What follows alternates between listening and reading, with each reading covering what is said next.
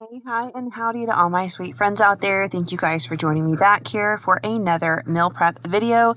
I do these every week. I've been doing them for quite a few weeks now. I also do grocery hauls and what's for dinner videos. So if you like cooking, you like groceries, you like all that fun stuff, being in the kitchen, then you're going to love my channel. Check out my playlist. Make sure you hit that subscribe button and that notification bell.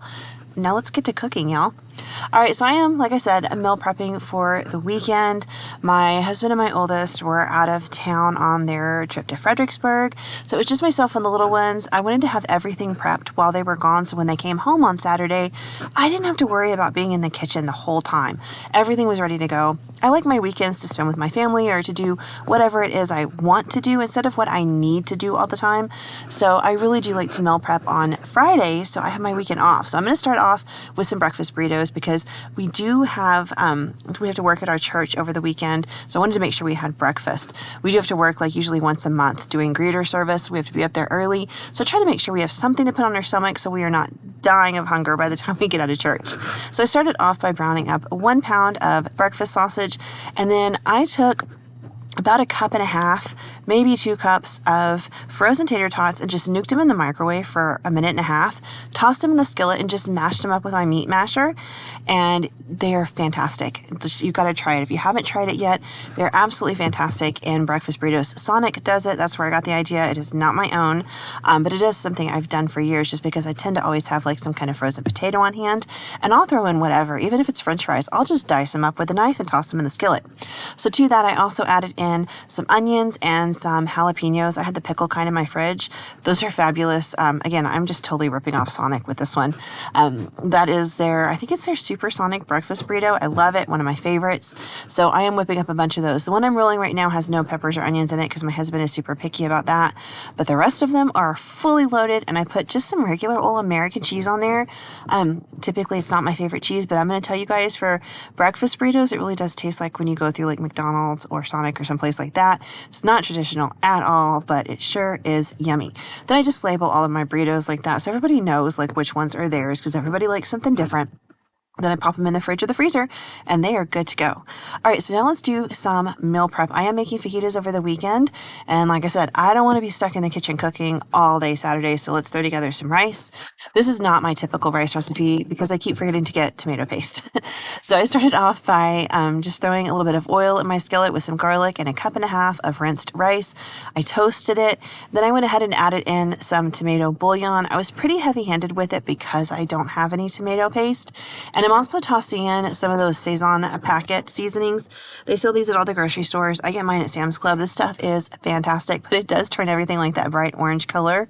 But man, if you are looking for a ton of great flavor, it is awesome. It's just kind of like a Mexican-based bouillon, and it just brings so much flavor. So to that, I also added in my water, and then I just mixed everything really, really well.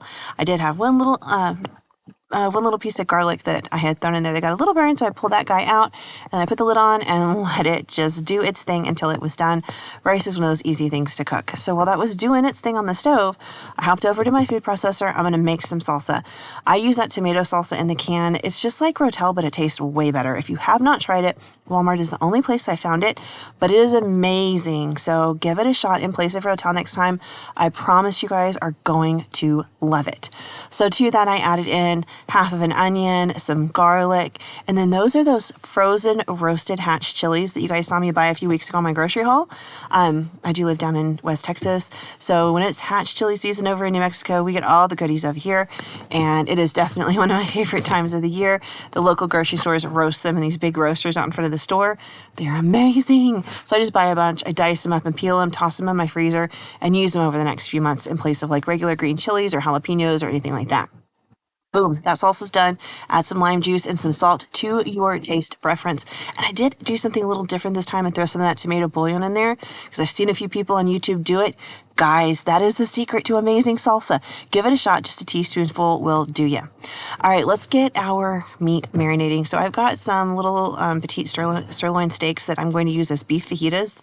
I know like there is fajita meat skirt steak at the store, but y'all, that is so expensive.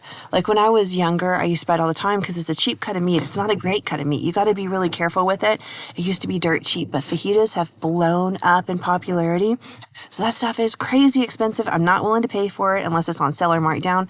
So I got those little beef sirloin steaks. They're fantastic. They taste great. Really, any decent cut of beef like that, you can use as your beef fajita meat. And then my go-to marinade is always the same. It is half Worcestershire sauce and half soy sauce, or you can use coconut aminos, whatever it is your family enjoys. I add in about a teaspoon or two of liquid smoke, some pepper, and then some garlic powder, and that is it. I like to marinate the meat for a good solid 8 hours, but I typically do it a day or two in advance. This is also fabulous on steaks, and it tastes even better on the grill, but unfortunately on this particular day, I'm not willing to go brave the outdoors and the heat and the bugs to grill anything, so this will be done inside on my griddle. Not quite as delicious as the grill. It really does taste better when it's flame kissed, but hey, sometimes you just have to make it work. So I've got that all in my zip top bag. It's going to marinate in my fridge. I do have this tray. I picked it up at the dollar store, that red tray right there at Dollar Tree. And it is fabulous for marinating meats because look at that. Like, it'll contain any leaks or spills. If you've ever had meat spill in your fridge, you know what a nightmare that is. So this is a great investment. And I bought it back before it was the $1.25 store. I only paid $1 plus tax. All right, on to the chicken. So what I had in my freezer as far as chicken thighs go were bone in, skin on. So I just had to do a little work here. I used to do this all the time when I was younger. I used to be really quick at deboning a chicken. It is the cheapest way to purchase your chicken. You get the bones in there and just remove them yourself. You pay a lot less per pound, and oftentimes that stuff goes on sale more often just because a lot of times people don't want the bones in the chicken. When I was younger and we were super, super poor, I learned how to debone a chicken just because it was the most affordable way for me to do things. So I'm just going to do that now, and I just like really gently try to remove the bone. There's like some big knobby bits around the end of the bone, so you want to make sure if you're deboning your chicken that you get those little knobby bits out. Nobody wants to bite into those. I've made amateur mistakes like that before in the past when I was younger, and it does not make for good eats. I also remove a lot of the fat, but not all of it, because I'm going to cook these in the air fryer. So I want a little bit of that fat to keep this chicken from drying out. True, it's chicken thighs, but they will dry out just like any other kind of chicken if you leave them in there too long. And that fat just really does kind of help to keep them nice and juicy and tender and delicious. But I'm just going to remove the bones and the skin and the excess fat from each of these chicken thighs. It looks like I have 4 there. And I'm going to pop them in this zip top bag right over there, and we're going to marinate them. This was a new way for me. Typically I do them the same as the beef, but I'm trying something different. So I poured in a little bit of that liquid smoke because, like I said, I'm not going to grill. I've got some garlic powder, some onion powder, some salt, and I am super heavy-handed with the pepper. And that's all she wrote. I got to tell you guys, I just let this sit on the chicken overnight. This was fabulous when I cooked it in the air fryer. It really took on those flavors, but it wasn't like overwhelming. It was just really, really nice. It was great for fajitas. It'd be great for tacos or anything like that. I mean, it was just absolutely fabulous. So I think I will definitely try this again. It could have gone a million different directions. It didn't have to be Mexican style. It could have been like Chinese if you wanted it to. It just had a great flavor. But here is that rice. It's all nice and fluffy, just the way you cook it when you saute it first. So it's done. I washed out the pan, and we're going to make some queso.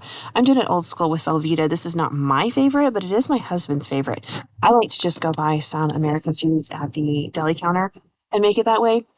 But my husband does love the good old-fashioned Velveeta dip. Instead of adding in Rotella or anything, I usually just add in some Pace Picante sauce or the store brand of that. I think it just tastes so much better. Like, it has so much more flavor to it. And then I add in a little bit of milk because it just kind of keeps it nice and creamy. Otherwise, when you put it in the fridge and it cools down, it just turns back into a block of Velveeta with, like, tomato stuff mixed in.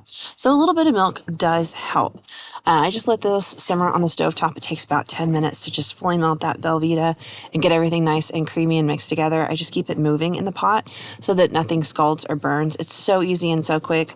I know a lot of people do it in the slow cooker, and that's great.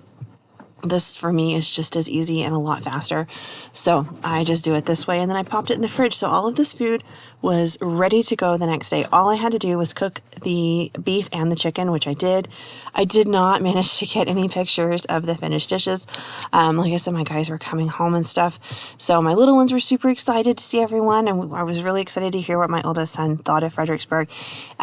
he did just turn 21. I do have two younger kids, 9 and 10, and then my oldest is 21. And that was his birthday trip to go to Fredericksburg with his dad. So I was super excited to get to visit with him and see how the trip went and see how it was for my husband and stuff. Normally we go together, so this was different for him as well. But I am happy to report that my guys had an amazing time. They went everywhere, tried all the things. My son tried all of the food, and he had a fantastic time. And to all of you guys who did wish my husband and my son a happy birthday in the comments on my previous video, thank you guys so much. I really do appreciate that. That pretty much wraps up the meal prep I did this time. I'm sorry I didn't get more pictures. Like I said, everybody was coming home, so it was kind of hectic. But thank you guys for watching and tuning in, and I will see you guys back here on Saturday for my What's for Dinner video. Have a great one, guys. Bye.